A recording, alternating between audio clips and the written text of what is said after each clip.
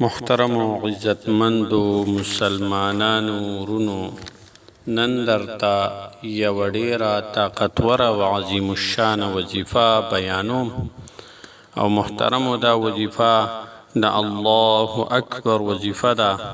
صرف او صرف د اوه ورځو وظیفه ده چې هر څنګه حاجت دی وي، ناممکنه حاجت دی ولی نه وي، محترمو رب کریم با در لدا حاجت ضرور قبلوي او پوره کوي به. یا د زړه یو داسې خواهش دی، جایز خواهش دی، نو محترمو د دې وظیفې په برکت سره به الله جل شانه ستاسو دا حاجت ضرور پوره کوي ان شاء الله تعالی. چې تاسو دا وظیفه وکړئ نو ډیر حیران کن کمالات دي د دې وظیفې، ډیر حیران کن فواید دي د دې وظیفې. د دې الله اکبر د دې وظیفې ازمیخ تاسو په خپله زندګۍ کې خامخا وکړئ. بسم الله الرحمن الرحیم. السلام علیکم ورحمت الله وبرکاته.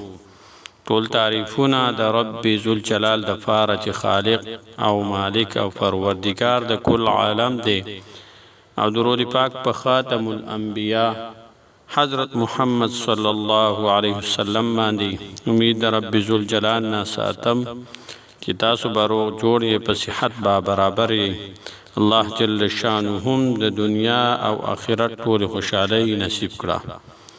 محترمو، زمون هغه رونه او خویندې چې د هغوی یو حاجت دی او تر اوسه پورې هغه حاجت پوره نشو، او زمونږ خویندې میندې رونه وایي چې مونږ ځان لا ډیر وظایف وکړل او ډیر ختمونه هم وکړل، او تر اوسه پورې زمونږ حاجت پوره شوی نه دی، او مشکل مو تر اوسه پورې حل شوی نه دی، او خواهش مو تر اوسه پورې پوره شوی نه دی. نو محترمو، دا نننۍ وظیفه چې زه تاسو ته بیانوم دا ډیره طاقتوره او پاورفل وظیفه ده. محترمو، په کومه طریقه او ترتیب چې زه تاسو ته دا وظیفه بیان کړم، په هغه ترتیب که تاسو محترمو دا وظیفه وکړئ او په یقین کامل سره، یعنی په پوخ یقین سره تاسو دا وظیفه وکړئ، نو ان شاء الله تعالی چې الله جل شانه به ستاسو کوم حاجت تاسو د الله جل شانه نه غوښتی وي، نو هغه به الله جل شانه خامخا پوره کوي او مشکل به حل کوي، او ستاسو چې په زړه کې کوم خواهش دی هغه به الله جل شانه محترمو په ګارنټۍ سره به پوره کوي.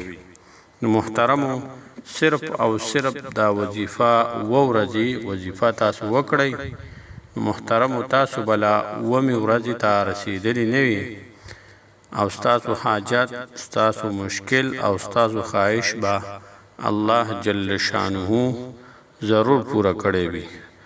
او شرط پکې دا دی محترمو چې دا وظیفه په کامل یقین سره، په پوخ یقین سره دا به کول وي. نو محترمو، دا وظیفه په ټوله زندګۍ کې یو ځل خامخا تاسو وکړئ، تاسو به د دې نتیجه په خپلو سترګو باندې وینئ. او محترمو، زمونږ هغه خویندې چې هغوی د رشتو دپاره په کور کې ناستې وي، لیکن رشتې ورپسې نه راځي، یا رشته شوي وي خو په ودونو کې رکاوټ وي، مشکلات وي، څه پکې بندش پکې وي، نو هغه خویندو دپاره دا ډیره لازمي وظیفه ده.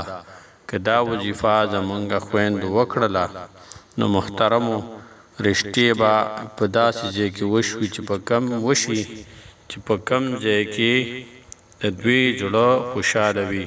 الله جل شانه به د دوی رشته په داسې ځای کې کوي، ډېر نیکه او صالحه بیبي به ورته الله جل شانه او بیا خویندو ته به الله جل شانه نیکمله صالحه خاوندان الله جل شانه ورکوي.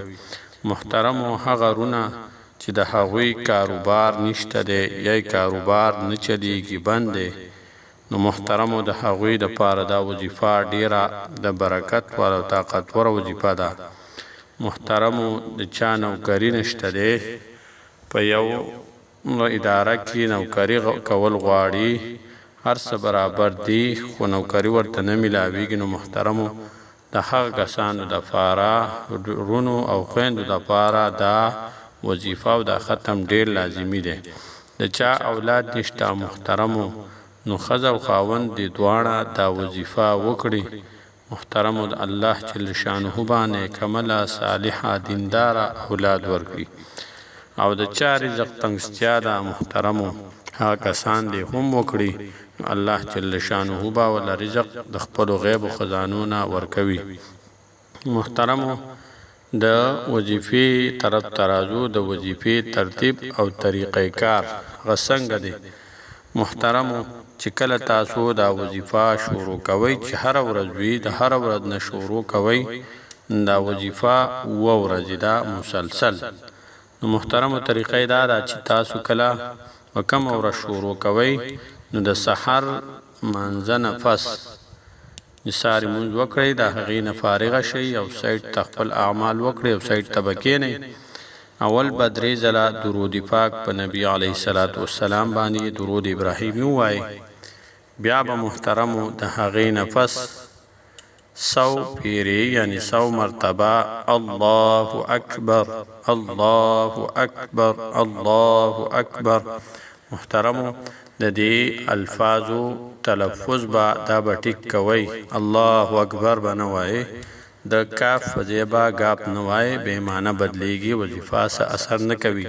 نو الله اکبر د سار مانځه نه پس به تاسو دا 100 پیرې وایئ، بیا به درود پاک ورپسې بیا وروسته هم ووایئ.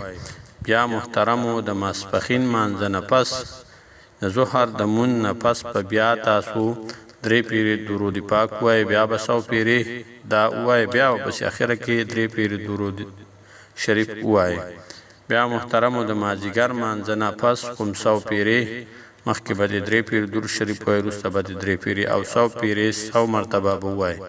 بیا د ماښام مانځه نه پس هم په لومړۍ ورځ به 100 پیرې د هر مانځه نه وروستو به وایئ.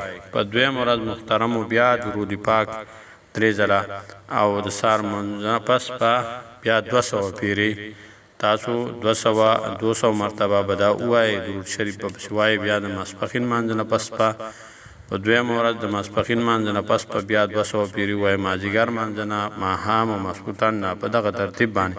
په دریمه ورځ به بیا 300 پیرې، په څلورمه 400 هر مانځه نه پس 400 پیرې، بیا په پنځمه ورځ هر مانځه نه پس 500 پیرې، په شپږمه ورځ بیا د هر مانځه نه پس په 600 پیرې.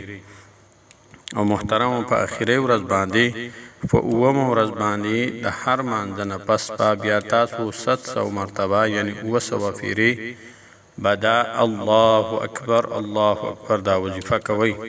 محترمو چې کله د 9مه ماسخوتن نه تاسو فارغه شئ د وظیفې نه، نو بیا به د خپلو حاجاتو دپاره د الله جل شانه په دربار کې دعا وغواړئ. تاسو د الله جل شانه دومره بړایي بیان کړې وي 2 ورځې مسلسل، نو الله جل شانه به ستاسو دعاګانې خامخا قبلوي. دا عمل په زندګۍ کې یو پیره د خپلو حاجاتو دپاره لازمي وکړئ، او د ثواب په نیت یې د نورو یارانو دوستانو سره هم شیر کړئ. السلام علیکم ورحمة الله تعالی وبرکاته.